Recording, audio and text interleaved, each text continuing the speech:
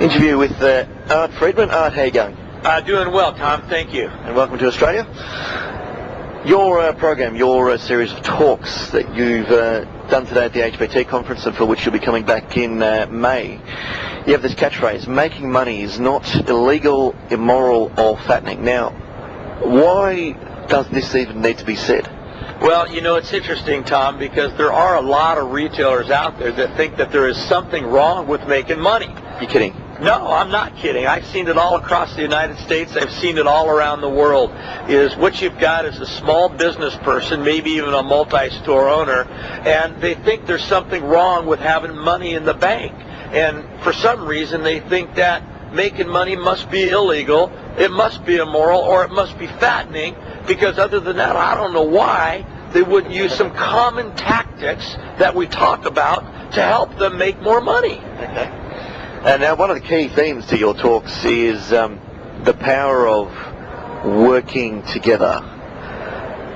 Can you explain and maybe elaborate a bit about the group of ACE stores back home in the States that you preside over, that as a group that work together to achieve a better result?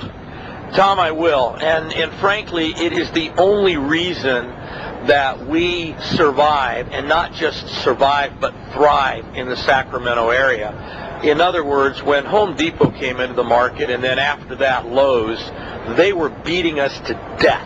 And frankly, they were picking off one retailer at a time, and I'm absolutely convinced when they did that, they were throwing high fives and looking to pick off another. The only way that we have been able to maintain top-of-mind awareness in the marketplace, and the only way that we have been able to thrive in our market is by working together, by exchanging ideas, and considering each other a partner in business and not a competitor in the business. It has truly been the number one reason we are so successful in the Northern California market. And that would include even stores that are geographically very close. I think this came up in conversation yesterday. There are stores that might be 1 or 5 or 10 miles apart. Is it possible to do even with stores that are that close by? Yes, it is. And actually where our store is, there's several Ace Hardware stores in the area. In some areas across the United States, there are Ace Hardware stores, frankly, that are a mile apart and compete very well in the market. There definitely is a strength in the brand. And when we can present a strong brand message to the consumer, they want to shop with successful retailers. They do not want to shop any longer with retailers they consider to be outdated, with retailers that they don't consider to have a good in-stock position, and with retailers that don't have knowledgeable, willing, friendly, and qualified people. And Tom, it costs money to do that. And there's no reason that the retailers can't pass on the expense of running a great store.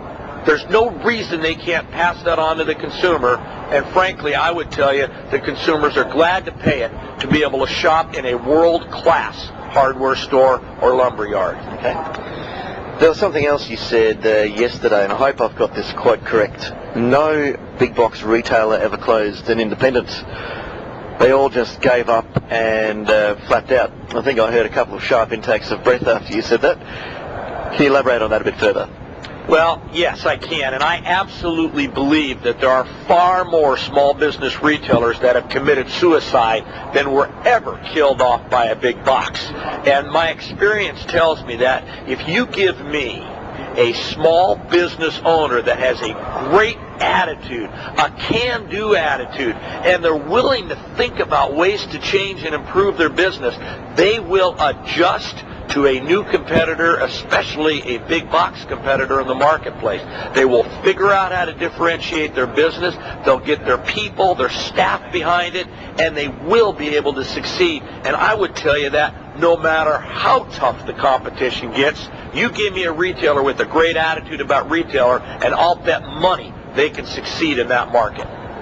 Fair enough. You also touched on the differences between amateurs and professionals. Now I have to say, after yesterday's 2-hour session, I spoke to a couple of retailers who walked out almost shaking their heads thinking, geez, I'm such an amateur. So what is the difference between an amateur and a professional, and how do you spot that difference?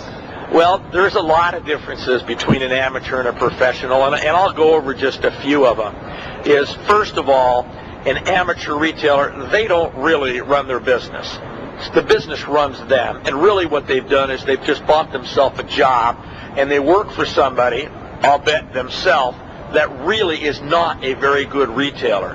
If you give me a retailer that can leave their business for a month, for 2 months, for 3 months, and the business is going to be able to continue to operate, I'll give you a professional retailer. And there's other things. It's like, how many small business owners out there actually have a budget? How many of them have an actual bottom line profit goal? How many of them are looking at ways to reduce obsolete or discontinued inventory in their store? Most retailers are hoping that they're going to make money, and the facts are, Tom, that hope is a wonderful thought. It is not a strategy for success.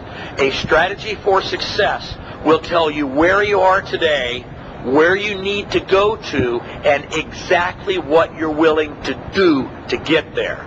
And in the conference that we're going to do in May, we're going to talk about those actionable steps that a retailer can take to definitely make a positive impact on their profitability.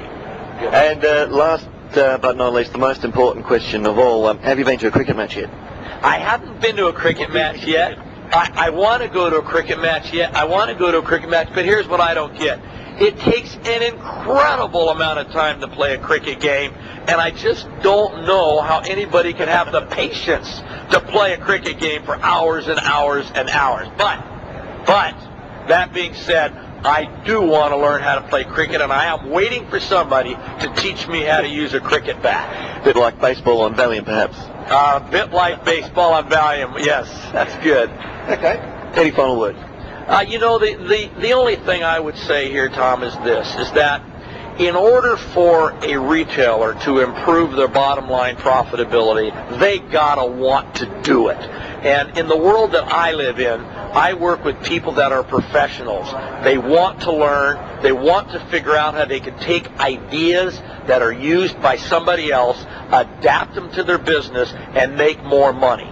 And if a retailer is listening to this message and they really do want to improve their profitability, I absolutely guarantee that if they do take the time to come to this conference, we will talk about tactics that they can use back in their business and make themselves more money, which is not illegal, it's not immoral, it's not fattening. It's okay to make money, and it's okay to make a lot of money. Thank you very much, Art. You're welcome, Tom. There you go. Art Freedman.